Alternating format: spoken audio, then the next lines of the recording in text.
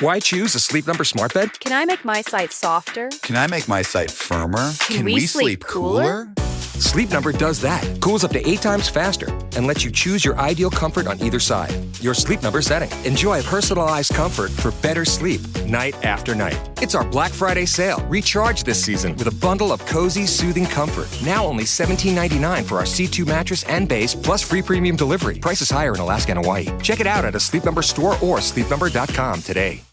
I think I'm kind of like a, I think people like Mike because I'm kind of a unique kind of character. You just see how games and possessions how they mean more. I think the U.S. is going to all of win. Hello and welcome to a Thanksgiving edition of Nothing But Respect. My name is Harry Krinsky. I am joined by Patrick Redford. Patrick, how are we doing on this fine week? I am thriving. We don't have any guests here, so we don't have to ask them about their new project or just what their big three are. Just we're having a very normal conversation. No more, Isaac Chotner's welcome to the league moment. we're done with it. But you just told me off mic that you are now, you've already been, but now you're really officially an unk because you're an uncle. Yes. Yeah. A lot of talk. One of the big sort of spiritual discursive tent poles, I would say, of the NBA season, and this is largely Krinsky driven, but I think is actually a phenomenon that's happening independent of us. Is who is and is not an unk, and the unk status sort of accelerating. And I just have to say that I feel like I am both spiritually an unk, but also in the literal sense, I'm now up to 3 nephews with a niece on the way. So I'm a lot of people sort of identify as an unk, but for me, it's not a lifestyle. This is just I live it every day. And this is, it got me thinking because, we've talked on and off mic about whether or not you are an unk.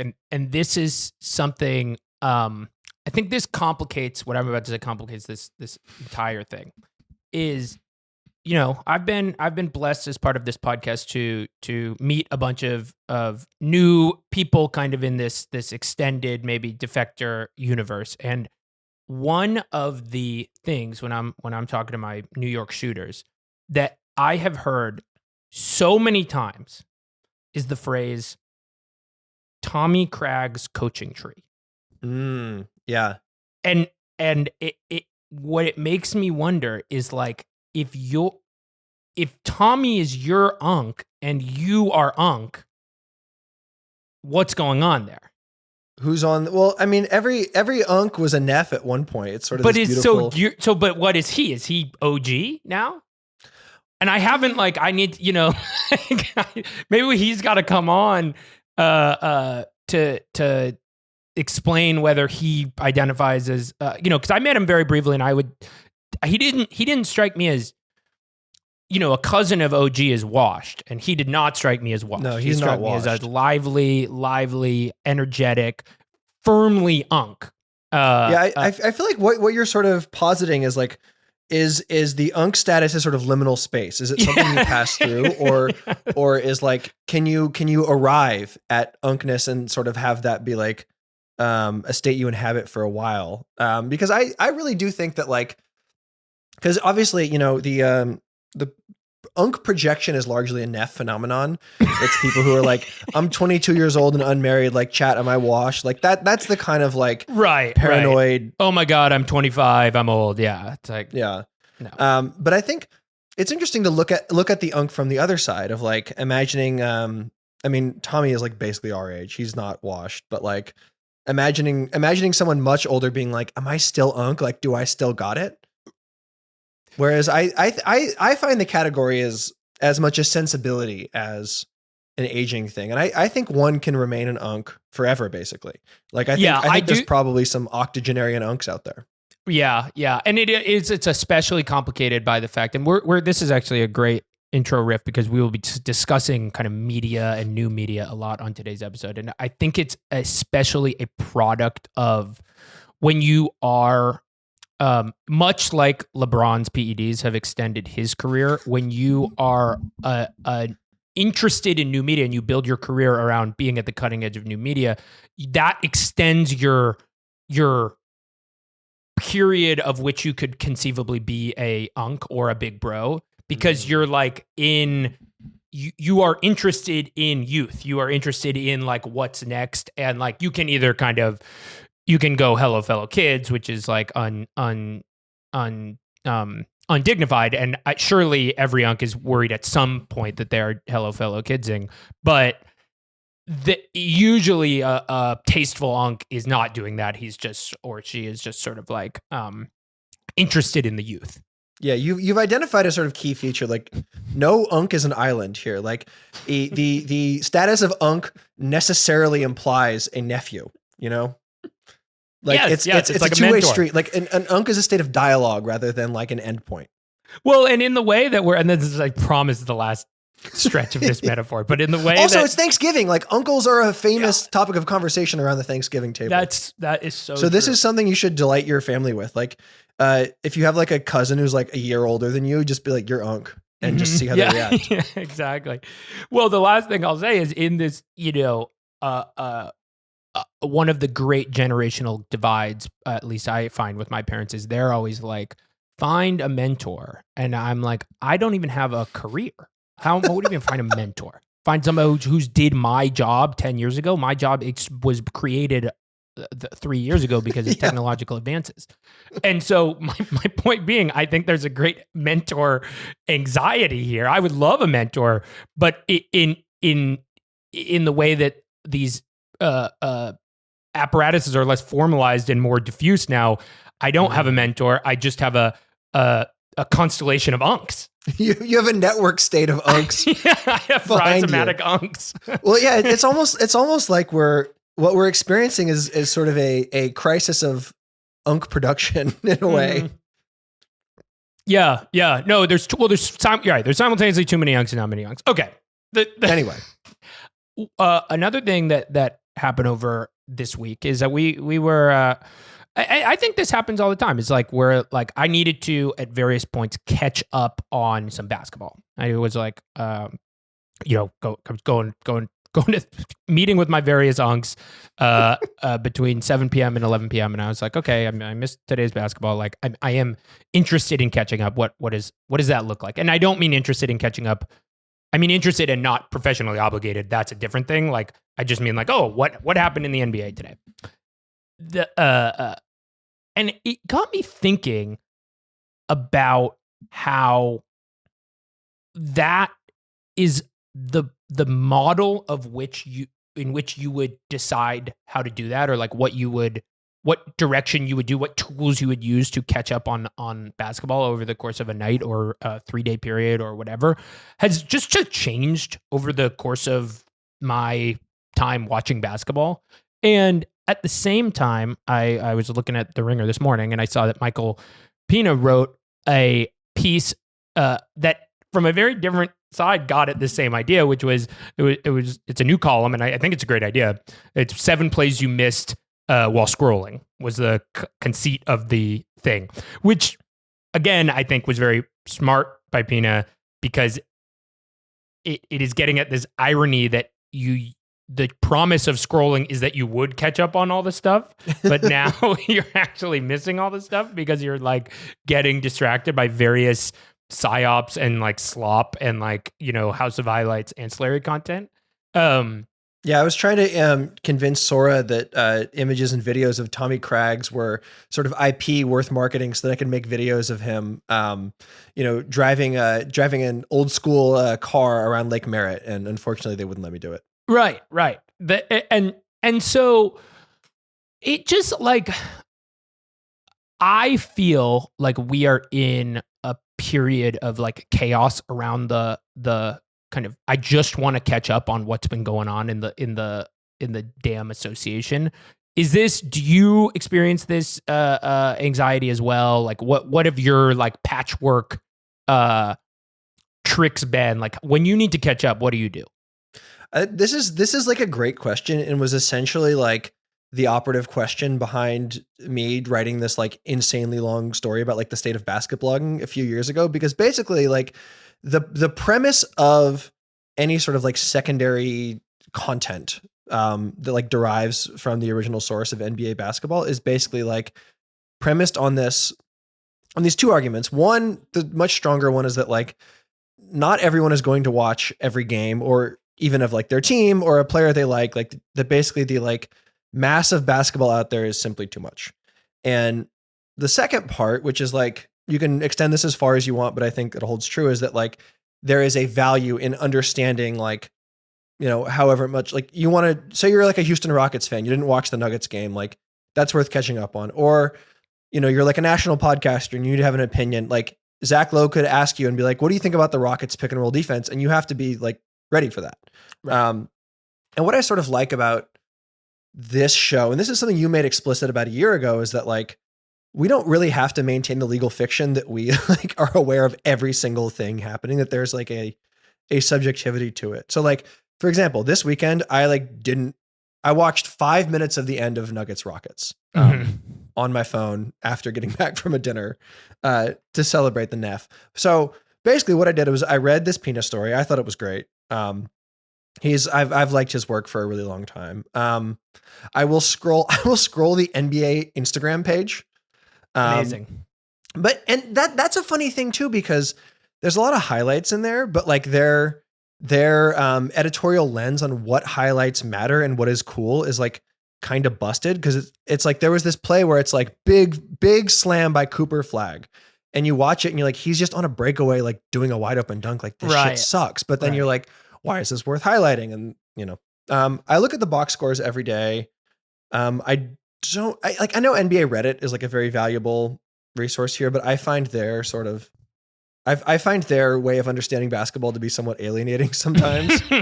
Yeah. I think you're getting at all of this. I mean, just first on the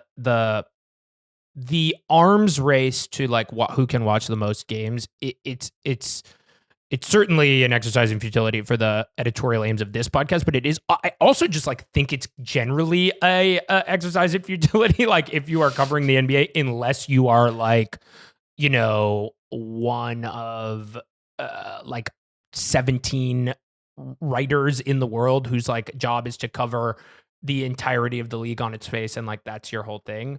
And like I find that work very valuable. Like I listen to Dunked On almost every day, and except they're like ripping these like 2-hour podcasts at like 11:30 p.m. Pacific, and they're just like, well, Warriors Clippers just wrapped up in second overtime, and then they just go and, you know, until late in the dark. And like, I don't want to do that. Like they're performing, they're like almost like a pool reporter at the White House or something, where it's like they are performing that valuable like intermediary work in a way that like it is like a quasi public service, like that, or like a newswire. And so I want to go through what I like sketched out a little timeline of sort of like at various times in my life where I would go for each of these information, because this idea of like a public service like really gets at it, because I think I'll get into it and I'll explain. So like, but when I came into starting actually watching basketball, this is like Harry's classics. like 21 years old, just for context. Yeah, exactly. Yeah. Well, there's 18 months ago I started watching basketball. Type shit. No, like, you know, from childhood, like 2008, 2009 to around 2014, I had the SportsCenter era, which is very uncomplicated. I would watch SportsCenter. It's the same reason, like, I can randomly name baseball players from that era, despite having watched like literally like no baseball. But I'm like, know that Vlad Guerrero won the 2013 home run derby. Like, you're just waking up bolt upright in the middle of the night and just saying Larry Walker. Yeah, exactly, out of nowhere. Exactly. Yeah. And the another like funny victim / beneficiary of that is like the Landon Donovan is probably the 25th best U.S. soccer player in the world, and the one with a bullet most famous ever. Like he just he was just like right in the zone where, you know, ESPN was like, we're gonna make Landon Donovan, and you know, whatever. He also was important for the sport. I'm not completely throw him under those, but he was a SportsCenter merchant, absolutely. Yeah, the right place, right time effect cannot be discounted here. Yeah, him, Freddie Adu, but okay. Anyway, the next one, I remember this happening, and this feature is the like the True Detective, like you remember the good times, or like you don't realize the good times when you're in it. You could look at Instagram and either early House of Highlights before it was kind of like Darth Vader style corrupted, or Worldwide Wob, or like any of these kind of like early, almost like open source highlight gatherers you just needed to follow one or two of them, and they would serve you the highlights of the night every night. And you could like really realistically get a picture of the NBA by scrolling through House of Highlights for 10 minutes and like catching up, like, oh, okay, here was this dunk, here was this interesting play, here was this buzzer beater, here was this, whatever. And then that sort of morphed. That I have that loosely as like 2015 to 2019. Then 2020 to 2022, which I did not realize, but in making this thing, I was like, I wonder if this was like a pandemic phenomenon. Is you got these like immense gamer threads. Like I remember like B-ball breakdown was a big. He was like posting these gamer threads, and you could like look at and some people are still doing it. Like I think Nikias Duncan makes these build. Joe Verret makes really good Warriors ones that I again like to your point, I find them to be extremely useful. But this gets into the zone where it's like everybody wanted to be on SportsCenter. Everybody wanted to be have the House of Highlights of or maybe not everybody, but like there was a real value in that. I do not want to be Joe Verret. I'm not fucking clipping Warriors games and posting that. I don't want to be Nikias Duncan. Like that work has moved from like I love basketball and I love talking to basketball to like I am an archivist of like ephemeral low stakes basketball games. Like, and that's just like a really important shift. Like that's no longer like you could do that because you like sorting stuff, not because you like basketball. And I'm not saying that, those, I suspect that that's not exactly true, but like, I don't know.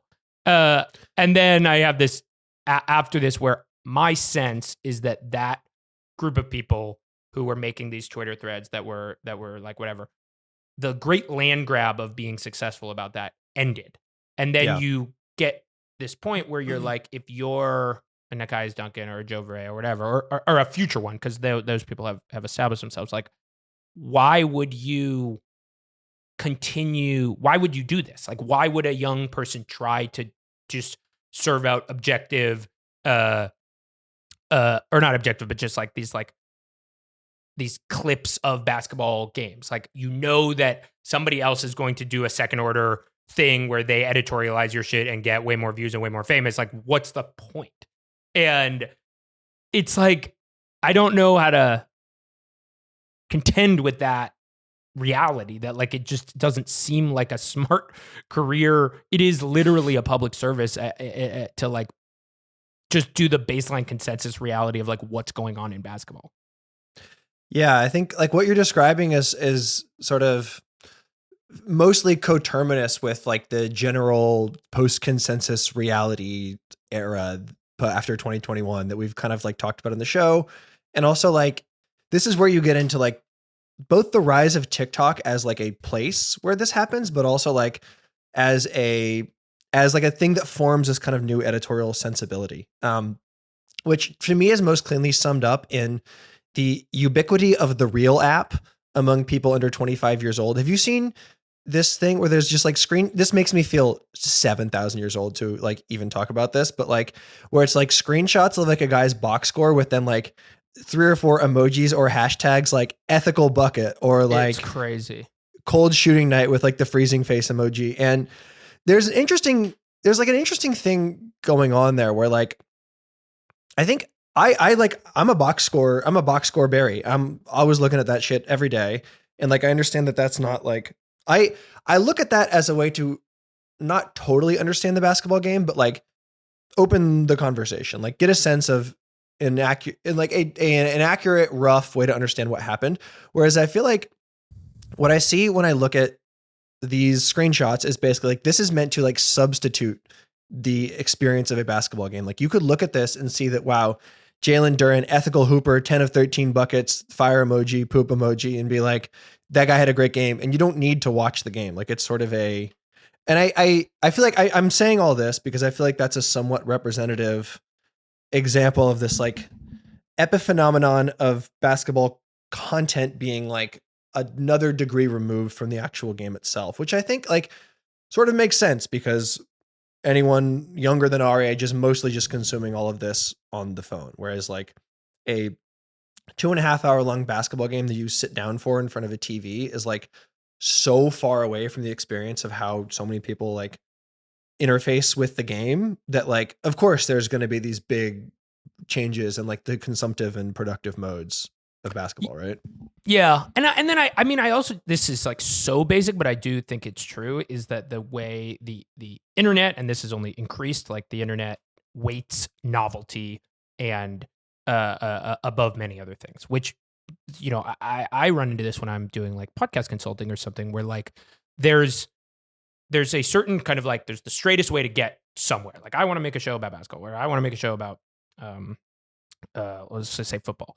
But then there's this sort of like, if you want to be able to break containment in any way, you need to be differentiating yourself from whatever has come around you, even if whatever has come around you actually has a good recipe. Like you need to adjust the recipe because you are behind in the attention economy race, and you will lose. Like you will lose that bet. So like I think you can eventually get back to like, I just want the show where it's like me talking and I'm being interesting and that's all. But like you need to Trojan horse that via, you know, every week we talk about a different wide receiver. Every week we, you know, whatever. That's why every single comedy podcast, which is just two people talking about whatever the fuck they want to talk about, is like, we look at one movie from the 1970s and ask a story about it. It's like they need it to be novel because that is like the only way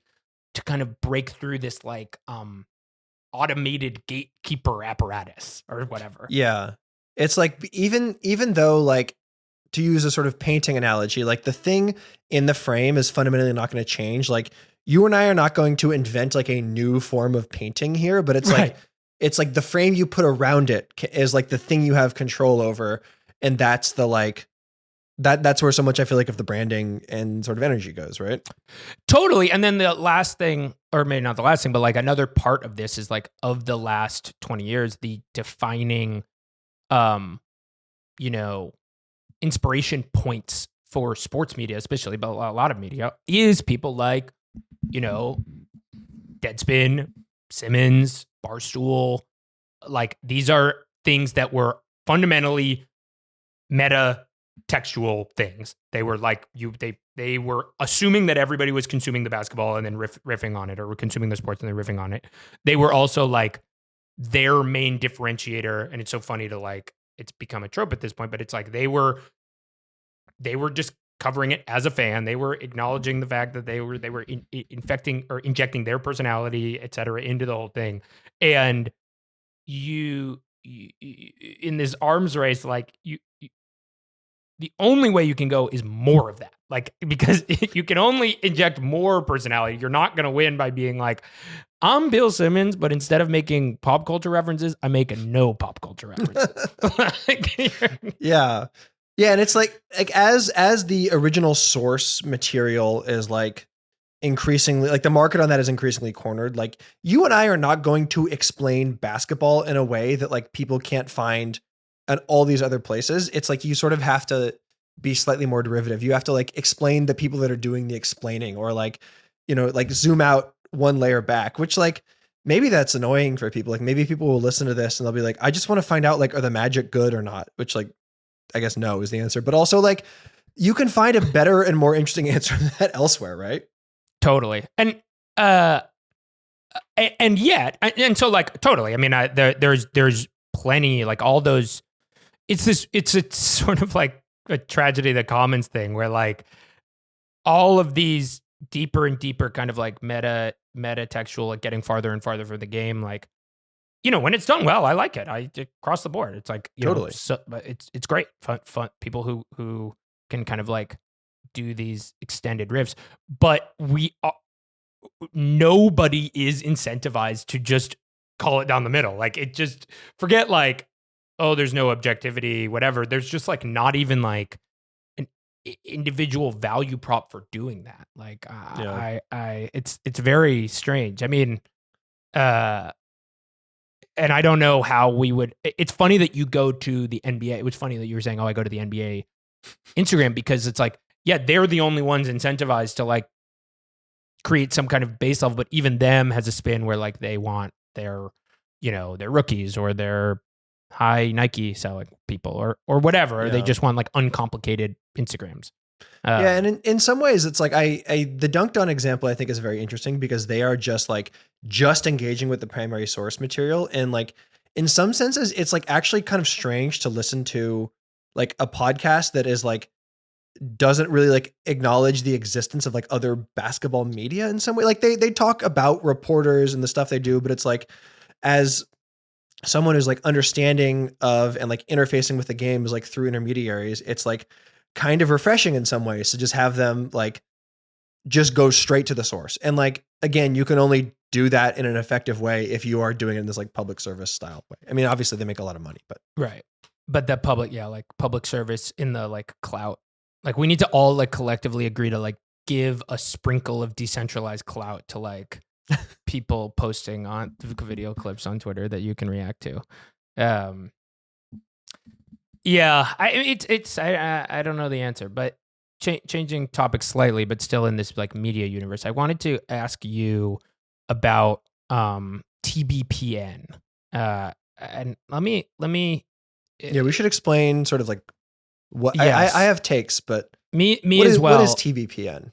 Well, something I'm feeling, and I didn't feel like this until I did a little bit more research today, but I'm feeling like, for better for worse, you and I are shadow tied to TBPN because it is hosted by a tall early mid 30s person and a shorter early 30s person, and we have the same sort of dynamic going. We have the same sort of dynamic, but okay, hold on. We don't have a gong. No, yeah, not yet. But okay, so TBPN is a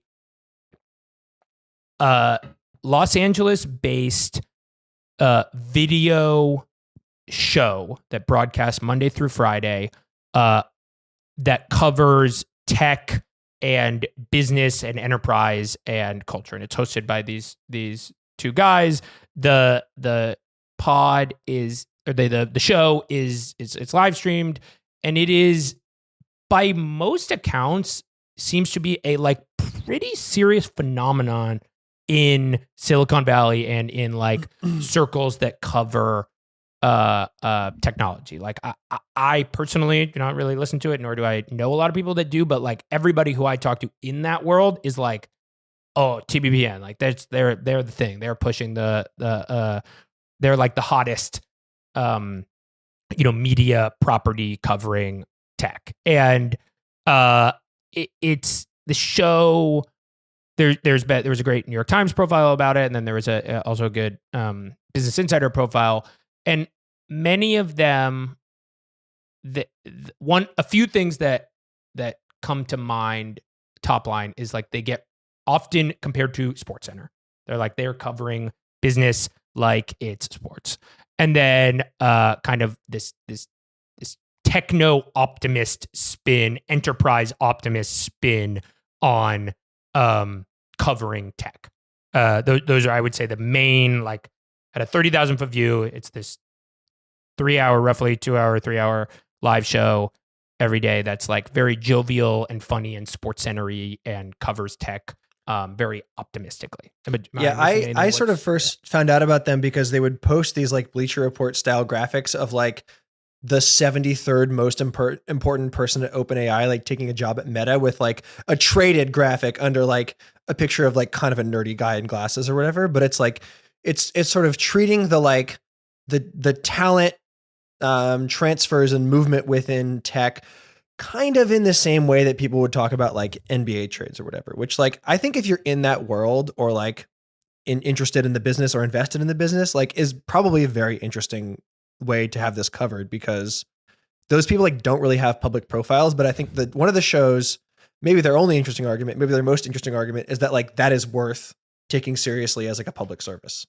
Yeah. And that also brings up another kind of important 30,000 foot view thing, I think, which I'm going to say, but then I also want to unpack is they are often described as being extremely internet literate and for the kind of like online obsessed covering of tech, which I saw in both profiles. And I think in one level is true, but I want to eventually get to the thing. And I'll give you, let me give you kind of like my spiel / analysis of this stuff. Oh, and the two of us are John Coogan and Jordy Hayes. John is tall, Jordy is shorter. And one of them like was like a co-founder of Soylent or something? Yes. Which is crazy. That's right. That's crazy. I mean, yeah, that's you. You're the tall. You've co-founded a business. People are always getting Defector and Soylent confused. Like our PR email inbox is just cluttered with people being like, "Love to try the new slop," and we have to be like, "Great, here's subscriptions." You know? Yeah, I get it. It's you get 30. Yeah, I mean, Soylent did actually have a subscription model. I'm not. Well, we should collab. Yeah. Okay. As a fan of independent media and as a fan of charisma and as a fan of being funny and being novel and sort of breaking the grounds of and even as a producer myself, as somebody who's seeing like, wow, they are taking an interesting spin on like the way this entrenched way has been covered, and they're like both being very, creative, like consistently creative about it, and being very like funny, like genuinely very funny about the way they cover it. I'm supremely impressed by TBPN in that regard. I feel insane when they're like talking to Alex Karp or like Andreessen Horowitz or like all of these like fucking ghouls. I just like that. I guess I know how to square that. Like people fucking contain multitudes, whatever. But I'm like, that is it feels so weird to like relate to these people where I'm like, yes, similar thing. Like I get it. You want to, and then just being like, it's just a non-starter. I'm not talking to Alex Karp about anything. I don't give a fuck what he has to say. That was like the most interesting question that Mike Isaac raised in his very good profile of them, and like put to them is like, are you journalists? Like, is this show about like uncovering new information and sort of like bringing things to public light that like powerful people want kept private? And they're pretty much unequivocally like, no, this is like essentially PR. Like they said, we love tech, we love business, we love founders. And yes, that like sensibility totally animates their coverage. Again, it's like they're doing stuff in an interesting way, but in this totally non-adversarial way. And like Isaac brings up, he's like, Mark Zuckerberg went on their show at like Meta Connect. Like Zuckerberg like will not talk to the New York Times. And this I think brings us to something you want to talk about, which is like, why are they a successful media property? And like, what is their relationship with like media? The line, I guess, media and journalism have always been sort of not always been indistinguishable from each other, but like somewhat redundant to say you're in the media business or the journalism business. But like increasingly, those two streams are like diverting from each other. And I think TBPN's like boosterism is a very interesting either like symptom or like branching moment in that like diversion. Yeah.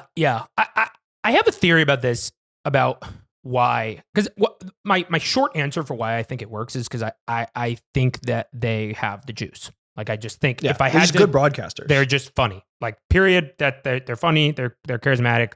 Like and all the other stuff and all their like lives. Oh my god, it's live. It's just at the end of the day, like they're funny. They are innovating in real time over the course of 3 hours. That's incredibly difficult, or I should say, I mean, it is difficult, but it's also rare.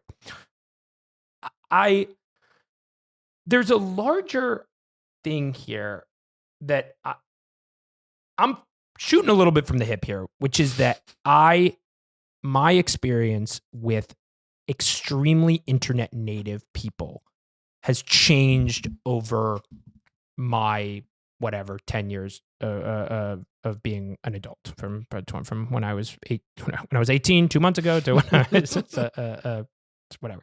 Going through a lot of changes. When I first got on Twitter, when I first got on like the social internet, my expectation and my reality was that anybody who was very online literate was basically extremely antisocial in real life and had like no real charisma. Like these are people who gravitated toward Tumblr. They gravitated toward fuck, I'm gonna get killed for this. AO3,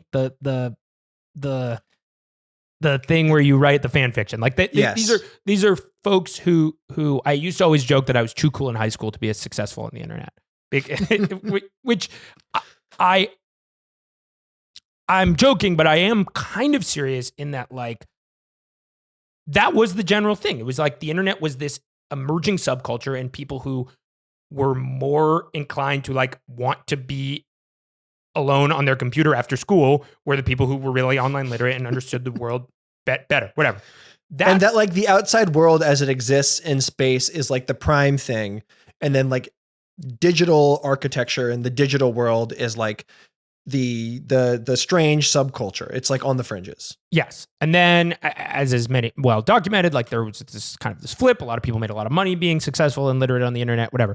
But then there just became this generation of like generally more adjusted, generally more charismatic, at least in corporal relationships. Cause like, whatever, I get, I'm not poo-pooing necessarily people who have very real internet relationships with friends, et cetera. Like, I'm not saying all that's fake, but I'm just saying like people who can exist in like physical space and be charismatic in person. I mean, like, I think, Zoran Mamdani is a great example of somebody who is like able to, his charisma is able to sort of translate even as his cultural touch points are more digital. Yeah. There was a long time where I think a lot of media companies would like take stabs on these internet people and it wouldn't work. And then they were like, okay, well, fuck all this internet shit. Like if you're going to be on TV, like you got to have regular Riz. And the TBPN folks are exploiting this gap where they are like, this is reductive, but I think it's kind of true, like jocular in their approach and in their like ability to like interact with the physical environment, but their interests are tied to the highly online. And so they're uncovering this real group of sleeper cells who have not been talked to by a like normal rizzed up person in a long time. And then finally somebody is speaking compellingly about it. And like, it's not, some bullshit like Lex Friedman talking like a robot. It's like some cool ass young people. Again, I'm not sure this is good, but I'm just saying like that's what I see happening. Yeah, it's interesting. There's almost like an inversion of that like phenomenon you were talking about like 30 seconds ago of like these traditional media companies being like, we're going to hire like a YouTuber and they can like make explainer videos. And basically this is almost like we're going to talk to this incredibly like, I mean, to even say incredibly online feels just like, so like that doesn't exist anymore. Like, right. That's like where life happens. But basically they're injecting the novel phenomenon of like the real world into these like sort of virtual only spaces. And like, that's why it's succeeding. No, I mean, I think that's right. Like they're injecting phenomenons like comedic timing and riffing into a cultural milieu that has previously been dominated by, people who don't have the juice. And like, that's why they're bringing up memes. And that's why they're like, they're doing even like the gong you joke they bang a gong or whatever. Like that is a mimetic gesture. Like that is like a style of humor that was like, I mean, it's a shitpost. It's a shitpost come to life. And they're just it's hella random is what it is. Exactly. Which gets to my point here. Like this could only TBPN could only be the product of, I gotta say it, the greatest generation, the millennial generation. Like this is applying sort of millennial mindset and sensibilities to like a Zoomer forum, and is like could only be done by people who are our age, 51, applying it to like a sort of post-COVID 996 cracked out AI founder audience and like their bosses, basically. And it's so funny to see, and God, I hope this doesn't work. Genuinely. I genuinely hope this doesn't, not TBPN, like whatever. Well, what I hope doesn't work is what I'm about to say, is you are seeing the A16Zs and the Alex Karps and these people like feel like, oh, like we finally have our champion. Like, oh, like Mark Zuckerberg testifying in Congress like made everybody want to fucking shoot him because he's so weird. But like now we finally have our Riz shield, and like let's just invest in this. Like let's like pour all our money into this new emerging media, and you're seeing this with like the A16Z new media fellowship. I don't know how many Andreessen Horowitz launched media ventures are going to need to like happen. Well, this show, of course. Yeah, that's what I mean. We got this show, but like, that's a very interesting point here, because like I think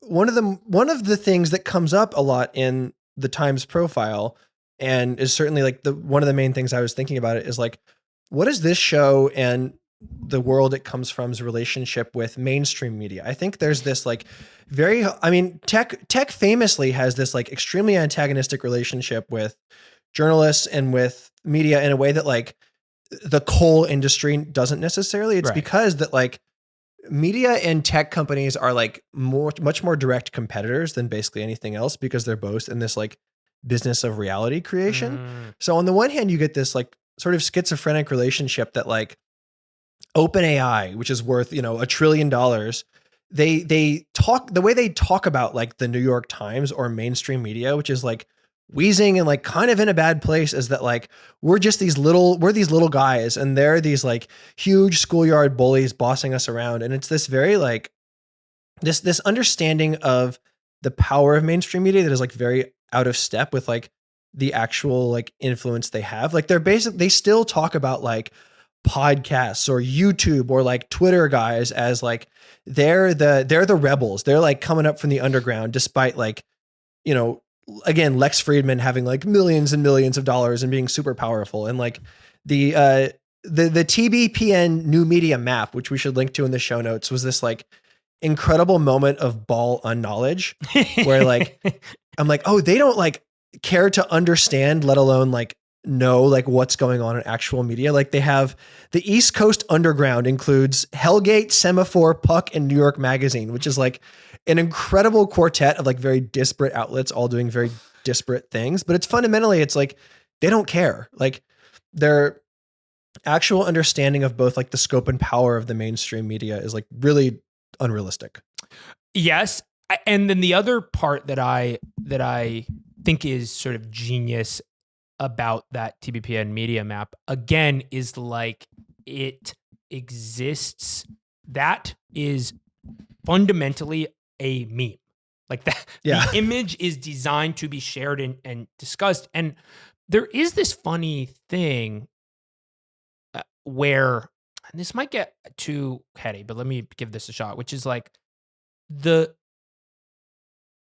goal of that image was not to encapsulate truth.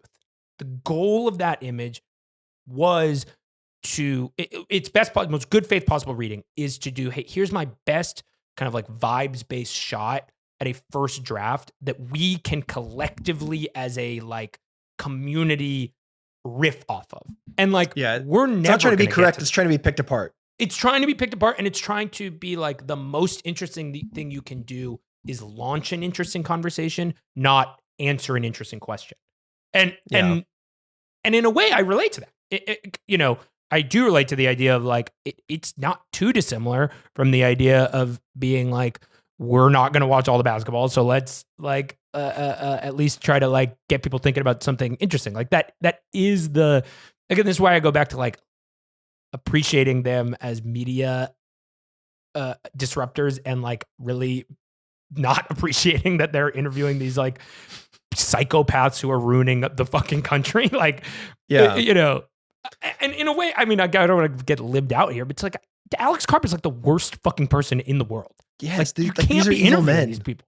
They're like, to not do so adversarially is like, I mean, of course they're not journalists. Like, and I think one of the interesting reasons, I mean, they are desired by the tech elite for that very reason. It's this like the thing that a Times article has to do is like be correct and like establish context. Yes. And this like digital prime stuff is very just like existing in this eternal present. And I kind of want to read a long quote here because I've been thinking a lot about the TBPN stuff. And I finally just read Noah McCormack's like amazing essay for the Baffler for their whole like issue about like after words, like what happens like after literacy basically. And his essay was the one that opened it. And it's sort of this like long history of like literacy in class. And towards the end, he quotes from a 94 essay by Sven Bickert, which is like 1994, sort of like he played for the on Hawks, the cusp Sven of, Bickert? What was that? Did Sven Bickert play for the Hawks? No. He was Pelicans for a while. Got it. Okay. Second round guy. Sort of like ahead of his time, like, you know, shot 4.5 threes per 36 and 97, which is like, people weren't doing that. I'm sorry, I cut you off. He wrote this book when he was still in the Swedish league, but he writes, visual and non-visual technology in every way encourages in the user a heightened and ever-changing awareness of the present. It works against historical perception, which must depend on the inimical notions of logic and sequential succession. If the print medium exalts the word, fixing it into permanence, the electronic counterpart reduces it to a signal, a means to an end. And I think like to have written that 31 years ago is like, I mean, as the essay gets into, he like had a lot of wrong predictions too, but this is basically like, you've just sort of described this sort of schizophrenic state of like what it is like to try to understand the world in 2025. Like it's this ever evolving present and this like instantly forgotten past. And there's no sort of like shared language or anything really. Yeah. No, it's that I was actually talking to a friend the other day because we saw this play that was that kind of like ended in a descent into psychosis. And I was saying that like in the same way that people are they think about like the courthouse drama as like a 90s phenomenon. Like there are all these 90s courthouse movies and there you could make some, or even like the Clear and Present Danger podcast or Unclear and Present Danger does a good job of like, there are all these like sort of deep state movies in the 90s that are kind of coping with that anxiety around a nascent deep state. The 2020s, I was loosely, boldly predicting is going to be like, God, why were all these movies about psychosis? Like, why was every movie about people going fucking crazy? And it's like Eddington is like that. The Begonia made me think about it. Surely there are like, there's just so much media about like descending into psychosis. And I think it's the same thing. I think it's like grappling with like, why does it feel like the truth is like the facts are getting in the way of the truth or something, or that's what everybody's trying to make us feel like. Yeah, it's, I don't know. It's sort of, again, we're getting quite far afield, but no, that's okay.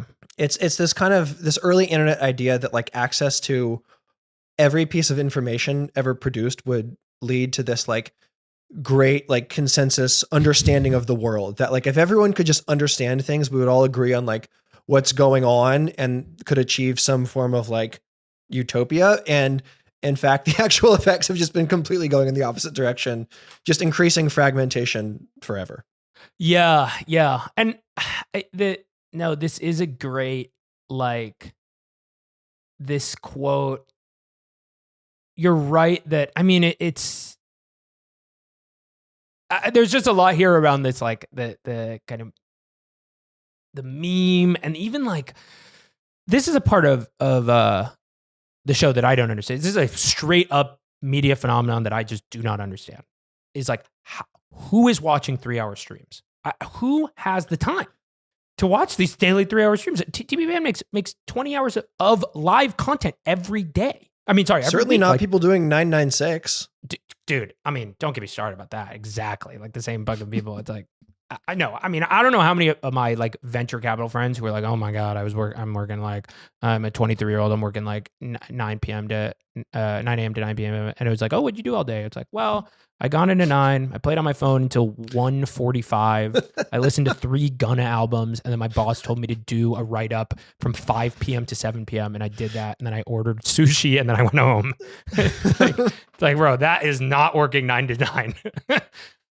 Yeah, I guess that's an interesting. Maybe people just kind of have this show. I mean, it's clearly designed to be like a second screen or third monitor experience, and maybe it's just kind of on passively. And I mean, it's similar to the way people like a lot of people like watch like live program like on Twitch or YouTube or whatever as just like a friend you have around in your room, right? I don't know. And my point being, I guess, like this, the conceit of we're going to do a 3-hour daily show in the middle of the workday for people who are working on the stuff that we're talking about is a vote of confidence in this post language idea. It is true. saying that's like you're not even really meant to consume this. Yeah, like this could only happen in a post remote work environment, really. Oh, I mean, totally. I can't even talk about. The like makes me think of those old March Madness, like my boss is watching things like getting away. Though, I mean, again, like just because the Liz from True Nano just bring this up, it's like just because it's bullshit doesn't mean it won't like actually work. Like in that same way that like I bet if I worked in tech, I would listen to TBI. I bet it's actually really helpful to be because you need to be sort of aware of the psychic. Maybe Alex Karp has some points, Yeah, exactly. If we should hear him out. Do you want to play? Speaking of contrived segments that really is just frameworks for riffing, do you want to play a game of My Business or None of My Business? Yes, this was I came up with this because you on the show have long used a wonderful phrase, that's none of my business, when describing various things. And in this information age where we are accosted by so many things, I think it is worth I have a phrase that I use sometimes where I'm talking to people where I'm like, I'm sitting this one out. I just can't I can't be, cat person was one that I sat out. Like you really can't consume them all. So yes, it's really liberating to not have an opinion on stuff. Yes, it really is. All right, so let's go through. I'll ask you, and then I'll give you my take afterwards. Okay, my business or none of my business. Olivia Newsy. I'm gonna say none of my business. I gotta say, I think the first time around when the RFK revelation first came out, that was like clearly my business. I just kind of find Ryan Lizza to be a frankly disgusting figure, and I find a lot of the sort of meta dialogue after his blog and like the whole Nizzy book tour to just be like kind of sad. So I'm sitting this one out, I gotta say. I'm like, just when they thought I was out, they pulled me back in. The best thing I read on this is the Joe Bernstein profile of Newsy right when her book came out, and it compared her to a Lana Del Rey song. Yes, the reason I liked that one was kind of getting at this, like a similar thread that we were pulling on earlier, where I'm like, this is happening and it's responding to something true, even if it seems like bad that this is happening, that Olivia Newsy, a giant political reporter, is like kind of leaning in, if you will, no pun intended, to a post-truth universe. And what I mean by that is like, I actually think it's like kind of amazing to make a kind of fictionalized autofiction story about a very real, scandal that you are involved in. Like, I think that's like an amazing, like, meeting the moment where it's at. It's just like a very bad, 2025. Like, it's like a villain who knows the most and does the least. Like, she's like, it's in a very different way. It reminds me of like the Kanye spirals. Like, he's meeting the moment. Like, he is. It's like an incredible piece of performance art for him to like have an anti-Semitic, like, schizophrenic break. But I don't like it. I wish he wouldn't, but like sometimes the moment sucks. Exactly. Sometimes the moment sucks. Okay, so I'm in between. I'm definitely not paying. Okay. Yeah, no one is subscribing to Telos News to get part 2. You can't be also, I gotta say, like, yeah, Liza is such a fucking bad writer. Like, these sentences, the bamboo metaphor, like the clunkiness with which he like. Just everything is all this throat clearing. Just like, oh my God, where were the editors, dog? I came in to that. I read the whatever. I don't want to belabor it, but I was like, is he serious? Are we doing a metaphor? Like, can you just tell me what happened? Okay. The next one is the Stephen, and I swear we are spiraling into control. There will be basketball. The Stephen A. Smith gambling app AI ad solitaire Israeli gaming situation. Is it? Clearly, it's my business. I wrote about it. Is it your business? This was one.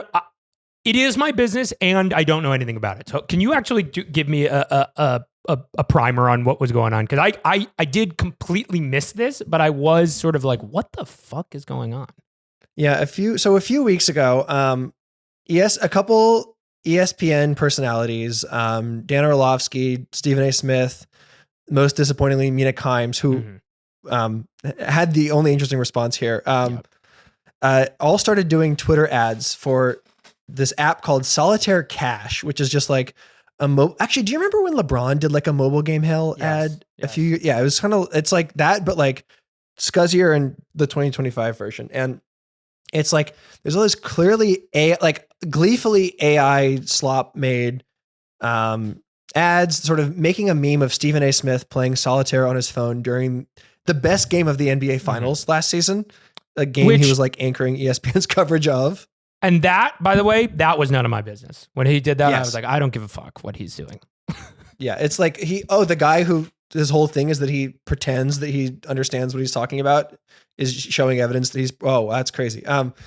So this is just like, again, you could read this as another descent and a descent into a new ring of gambling hell, that like there's this like clearly scuzzy, like real money solitaire cash game being advertised by, you know him, you love him, Kendrick Perkins and Stephen A. Smith. And you dig into it, and it's like, it's this Israeli gaming company that has been sued and has faced all this legal action for the core conceit of their game is that like, this is a frontier of gambling that's adjacent to prediction markets, where it's like, it's not a game of chance, it's a game of skill. Therefore, it should be legal. And like, there's all this legal evidence, I guess, I should say alleged evidence that it's all rigged. People aren't playing against each other, they're playing against machines. It's like scuzzy. I actually downloaded the app and played some solitaire.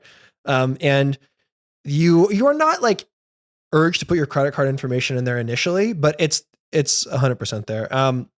And Mina Kimes a few days later was like, hey, I'm backing out of this partnership. I like didn't really know what it was. Kind of thought it was just like a mobile game. And like, I believe her. Like I like Mina. But sort of the vibe around ESPN has kind of never been worse, but it doesn't really feel good. You see all these people talking about like comparing Peacock and Prime's coverage to being like, oh, isn't the game of basketball so cool? And then ESPN's like Kendrick Perkins shouting at Stephen A. Smith. So yeah, definitely my business, definitely a bad vibe. Yeah, that all makes sense. It really is like I'm not outraged. I'm a little just weary. I'm just like, oh my God. It's like, yeah. It's always like, this sort of reminds me of when my dad sent me an early AI video of Kevin Durant being like, I'm going to kill Steph Curry. And I was like, oh, dude, like, he's not going to kill Steph Curry. That was fake. But it's like if a whole multinational company was doing that. Yeah, it's not like new, but it's just like it's expanding the frontier a little shittier. Okay, next one. The injury crisis this year, which is purported according to Tom Haberstroh, even worse than last year's in terms of stars getting injured.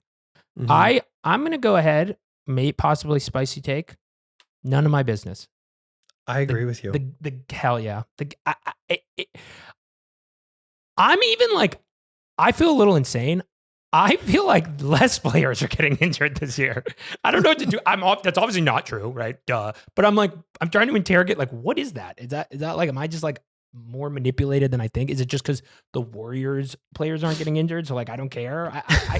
The only big bummer one is my number one op, Victor Wembanyama. I want to see him play, and I don't want him to be. But like, other than that, you want him to fail on his own terms. Exactly. I want him to have the chance to fail. Yeah, I mean, I feel like there's this sort of interesting cycle that happens almost every year when players will start the year and get injured. And like last year, when we were doing our season recap, like I wrote a story in November 2024 about like the injury crisis, and Chris Thompson just wrote what I thought was a good story. And like the interesting angle to it this year is that they're all like soft tissue injuries, that it's all like hamstrings, and like it's not like people are tearing their ACLs. And Steve Kerr connected it explicitly to the style of play as like it's more intense and it's more physical, and guys are doing more running and more sideways explosions and stuff, which I think is like maybe kind of true, but I don't really have my understanding of like injuries and health is that it's like it's kind of part of the game. Like people are always going to get hurt, and the ways they get hurt will be sort of dictated by the ways that like the game evolves. And like I think if it continues to like degrade throughout, like a lot of this is like, oh, Zion and Ja are hurt. And it's like, you telling me Zion Williamson has a mysterious hamstring thing first I'm hearing of this. Like if it continues to get worse, like I will admit I could totally be wrong about this, but I don't know. Just kind of, it's not well, really the my other part of that I kind of, the discourse aversion I have to it is it feels like the only solution is an obvious solution, which is to have less games, and that's never going to happen. So it's like, what are we doing? And like the interesting thing there is like the players don't want fewer games. I know, because they want more money. It could lead to smaller checks. Yeah, which is like fine. Like that, good for them. And like it's like the only block of voters who wants fewer games are like the fans. I think like maybe the GM. I don't know. Like it's a strange thing to think through, because, and a lot of people have made this case that actually fewer games would make the games more meaningful. But a sort of flip side there is like Aaron Gordon, hamstring thing, out for 4 to 6 weeks. If he's missing like a quarter of the season instead of like a sixth, like each individual injuries will matter more in that context. Yeah. You'll see guys pushing through things more because each game is more valuable. And then like, it might get worse. Like sports are just, people will get hurt and fucked up, and that sucks. And again, there could be some new elements to this, but it kind of just feels eternal to me. Yeah, I know, it's a good point too. It's like, well, anyway, that's why, I guess that's why it's none of our business. All right. The Toronto Raptors. They're good. They're like really good record. Yeah. They're weirdly good. They have that crazy Eastern European coach who's always running around. I like him. Screaming at guys. I'll go tentatively. It's my business.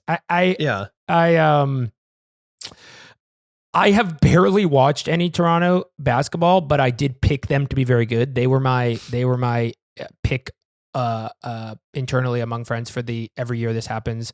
There was a 1% chance it was going to be the Kings this year. The having 7 30-year-old NBA players actually helps you win games award. They are that team this year where it's like, oh yeah, I guess like it's good that your 7th man is like a 7-year vet, and when he goes up against a 19-year-old, he's going to beat him, even if he's like an unimpressive contract. But other than that's I don't like know, a cool type of team to like, and like I like the way they play. Like Scotty Barnes has like never been a guy I've liked.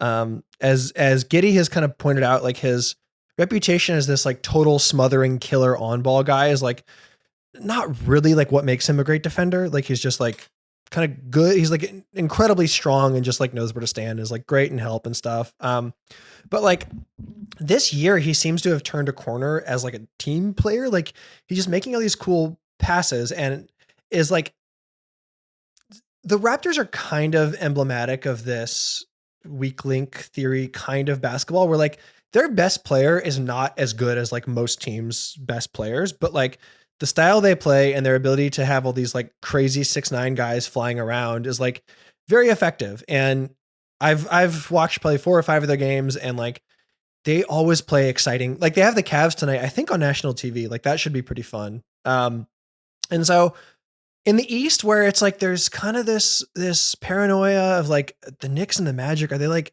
actually just kind of mid? Like, is this sort of a bummer year for these teams we all thought were going to be good? Like the Pistons and the Raptors being cool is like something that I find to be my business. Yeah, I agree with that.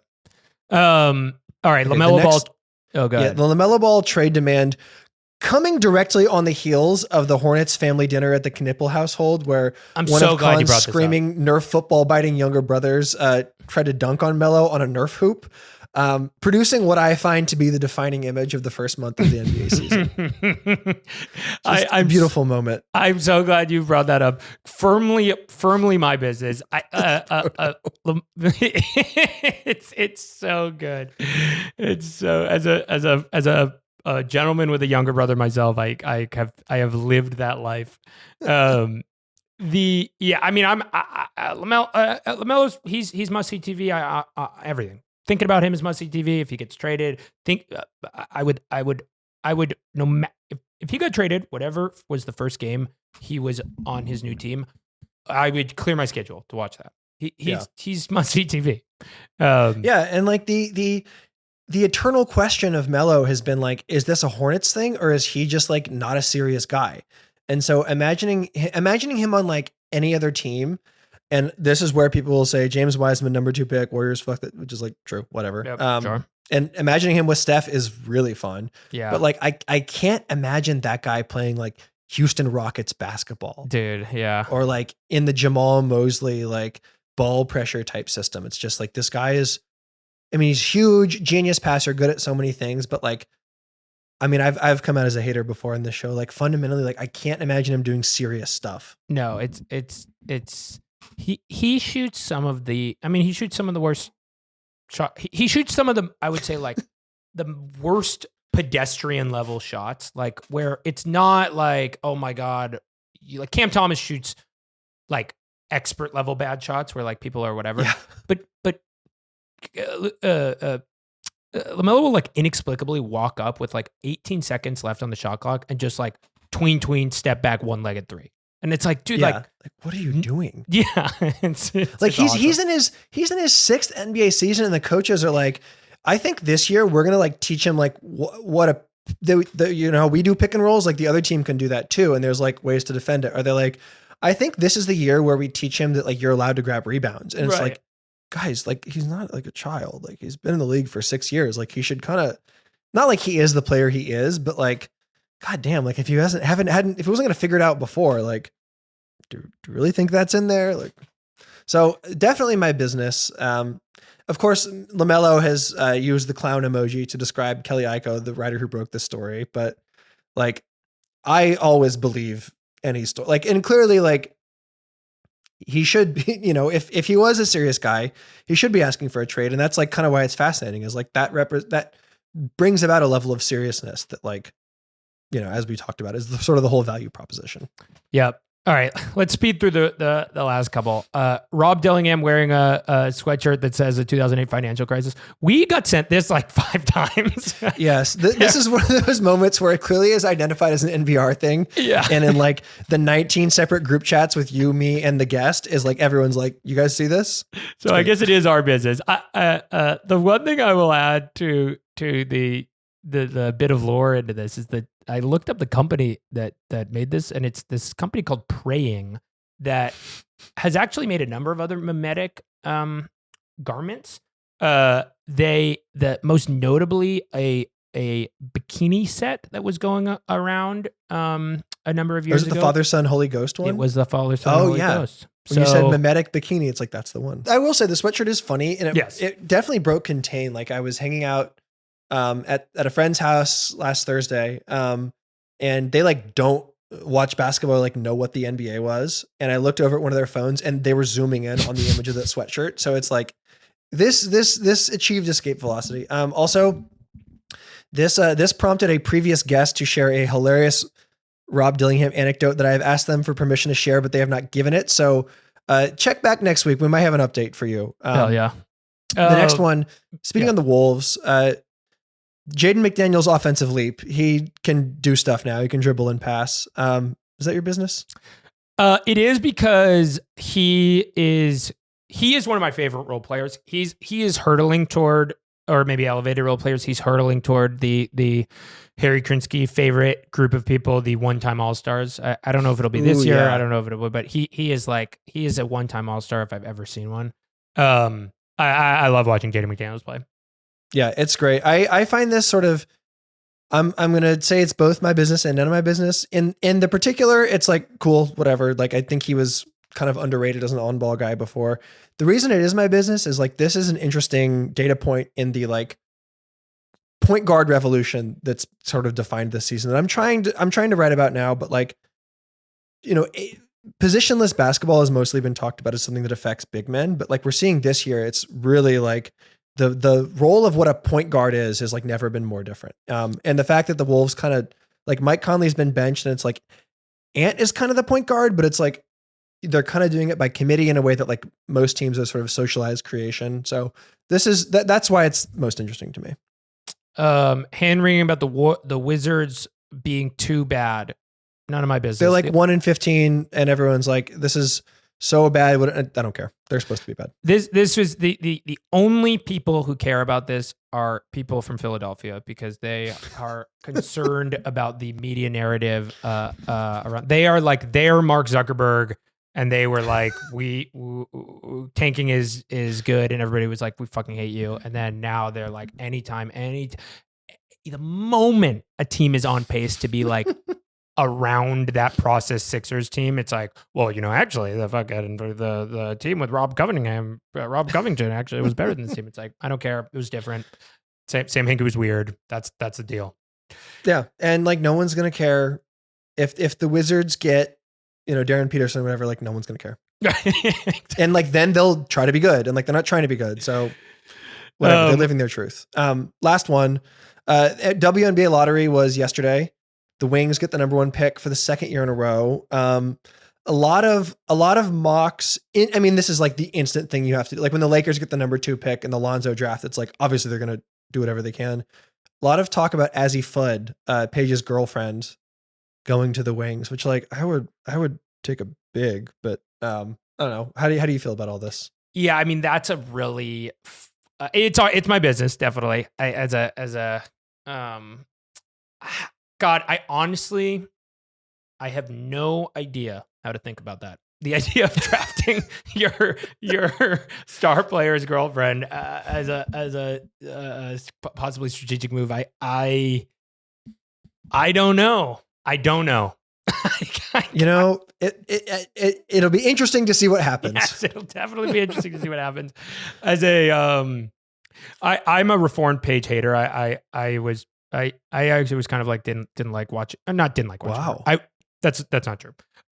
Thought she was going to have a rough adjustment to the more rough adjustment to the league than she did. But she's converted me. She's just like a bucket getter. Yeah. So awesome. I hope she does well. There's perhaps a last gasp of like, is this like? How am I trying to think? Like, is this the Haight Ashbury free clinic, like small loose end to the Luka trade? Like, is this like the last payoff that it's like, yo, we'll get you the Dallas Wings 2 in a row. Like that'll just like finally sweeten the deal. We'll get you interesting. Jolly West, secret LSD formula or whatever. That's perfect. All right. This is a good one. Thanks for joining us. Next, we have 2 very special Defector-centric episodes coming up the next 2 weeks. So yes, if you're sick of us, don't worry. There are reinforcements on the way. Absolutely. All right. Talk to you later. All right. Happy Thanksgiving, everybody.